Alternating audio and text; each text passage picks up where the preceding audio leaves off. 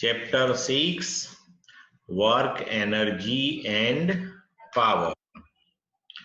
Now, before discussing work, energy and power, we have to think about vector algebra. See, we already studied this thing. Physical quantities are divided in two categories: scalar physical quantities and vector physical quantities. And we discussed this thing, those physical quantities which can be represented with their magnitudes only are known as scalar physical quantities, and which physical quantities which can be represented with their magnitudes as well as direction are called vector quantities. And then we discussed this thing. For scalar physical quantities, simple algebra is there. That is our simple mathematical approach in which we carry out summation, subtraction, multiplication and division. So scalar physical quantities follow that particular simple algebra. So there is nothing new in that. But for vector physical quantities, there is a special vector algebra in which we have to think about summation of vectors, subtraction of vectors and multiplication of vectors. Divisions of vectors is not defined. Okay. Now, summation, subtraction or multiplication of vectors, actually that is nothing but the special type of combinations of vector physical quantities. So in chapter number 4 we studied about summation of vectors, subtraction of vectors. But now we have to discuss multiplication of vectors. Now multiplication of vectors or product of vectors again divided in two categories: scalar product of vectors and vector product of vectors. Scalar product of vectors means what? When the product of vectors is carried out in such a way that the result comes to the scalar quantity, then it is called the scalar product of vectors.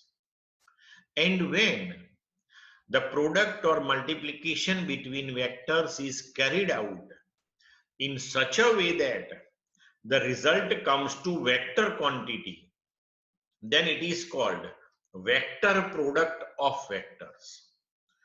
Actually, in this chapter, scalar product of vectors is given to you. Then in chapter number 7, vector product of vectors that is given to you. But we will discuss scalar product of vectors as well as vector product of vectors, both in this chapter. Okay, so easily you can understand the difference between these two. Now first let's start scalar product of vectors.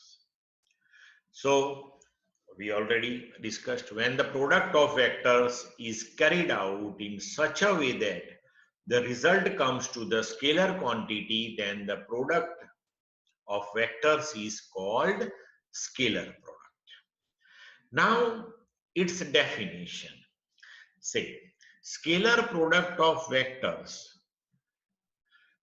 that is equal to multiplication of the magnitude of both the vectors with the cosine of the angle between those two vectors.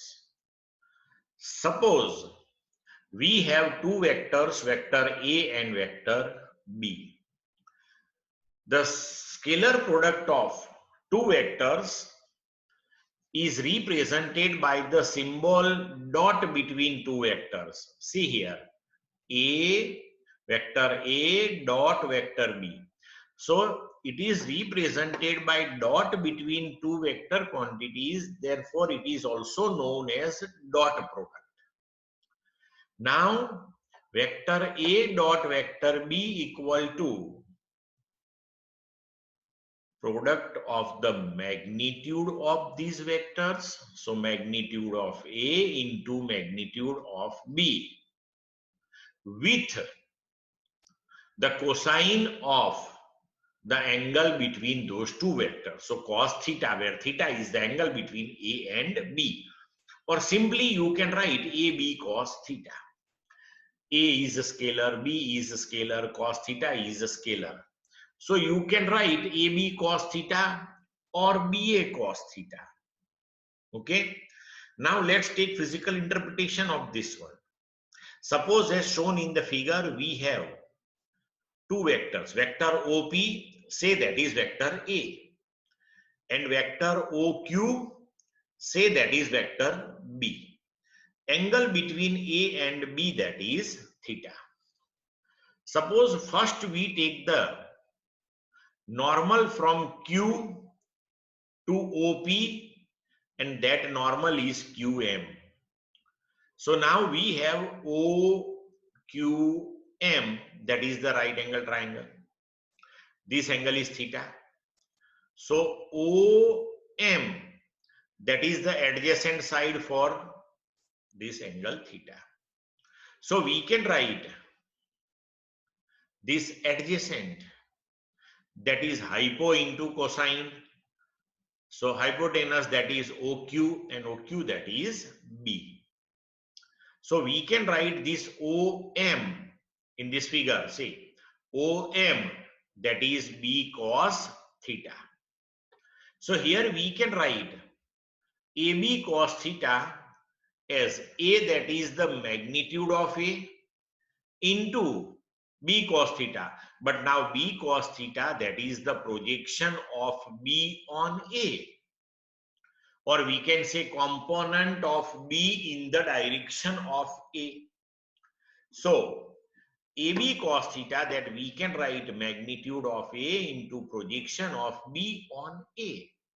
Or you can write the same thing as magnitude of A into component of B in the direction of A.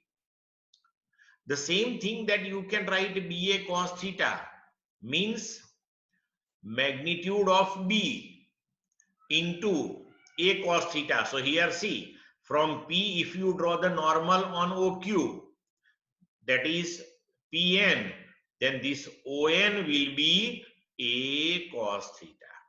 So we can write magnitude of B into projection of A on B. Or we can write magnitude of B into component of A in the direction of B. So you can give the definition of dot product of two vectors like this also. Dot product of two vectors equal to the magnitude of any one vector into projection of other vector in the direction of first vector. That is called the dot product or the scalar product of two vectors. Clear to all of you? A dot B, that is AB cos theta. But AB cos theta, that you can write BA cos theta.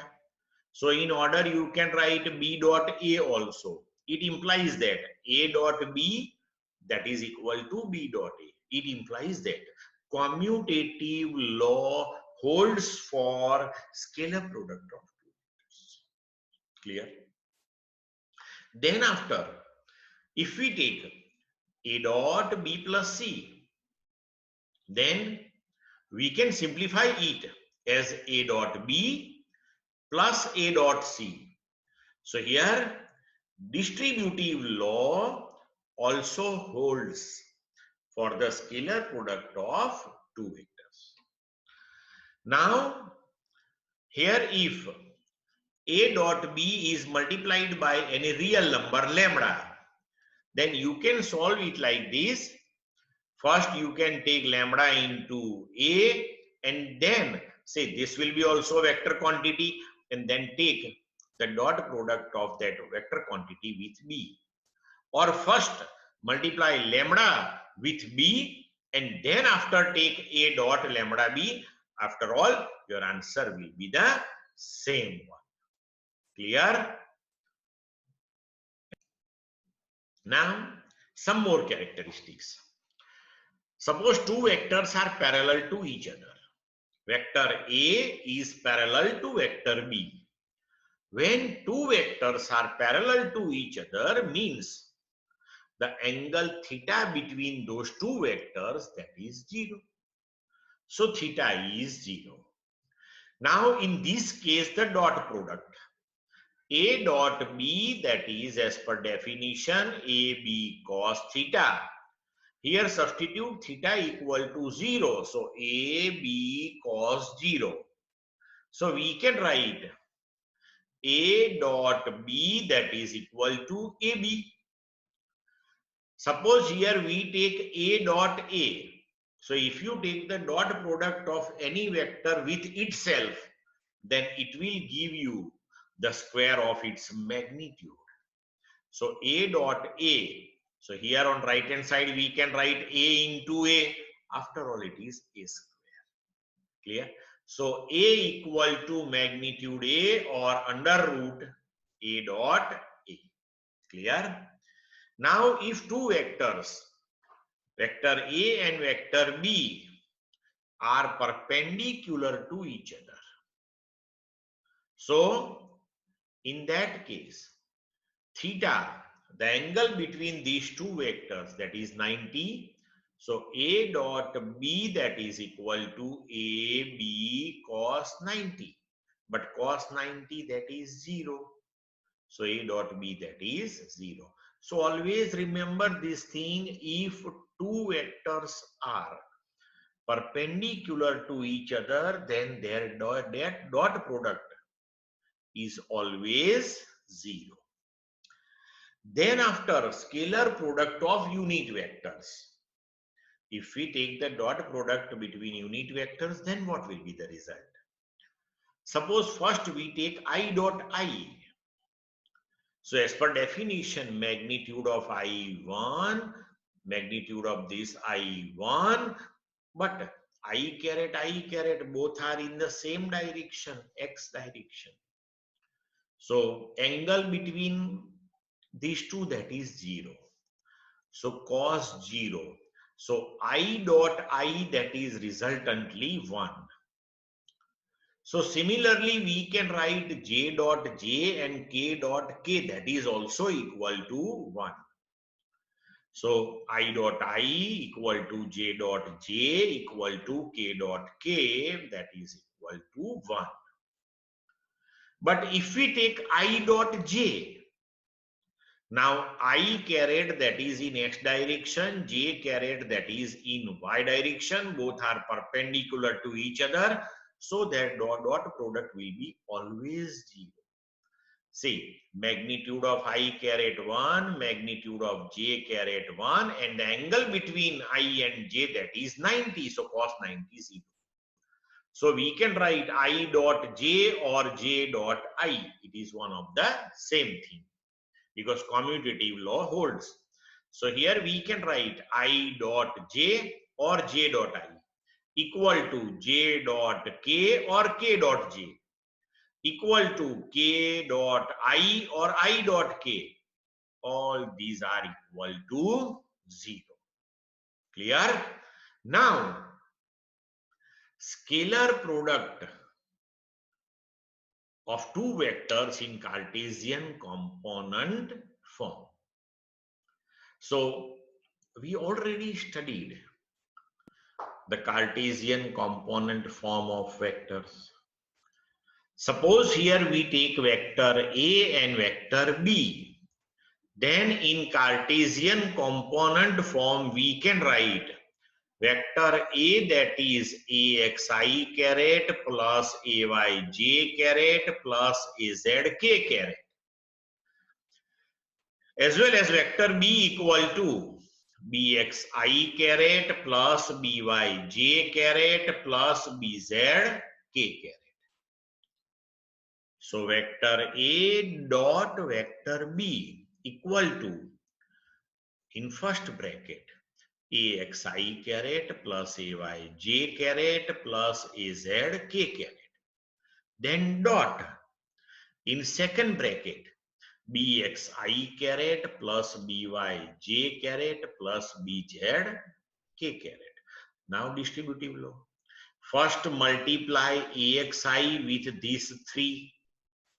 Then after AYJ with these three. Then AZK with these three. Clear? So first we can write AX BX into I dot I. Here be careful. This particular symbol of dot that you have to place between two vectors. You can't place this symbol dot between bx and I caret or between ex and bx, because for scalar quantities such dot product is not defined. For scalar and vector, such dot product is not defined. Dot product is defined only for vector quantities. So be careful in writing. Okay. Then second term, AX BY I dot J. Then AX BZ I dot K. Then AY BX J dot I. Then AY BY J dot J. Then AY BZ J dot K. Then AZ BX K dot I. Then AZ BY K dot J. Then AZ BZ K dot K. Now, see here, in this previous characteristic, we discussed this thing, I dot J or J dot I equal to J dot K or K dot J equal to K dot I or I dot K, all are 0. It implies that out of these 9 terms, 6 terms will be cancelled. See here, this is second term, I dot J, 0, so cancelled. I dot K, 0, cancelled. J dot I, 0, cancelled. J dot K, 0, cancelled. K dot I, 0, cancelled. K dot J, 0, cancelled. So these 6 terms are cancelled. Then after I dot I, J dot J and K dot K, all these are 1.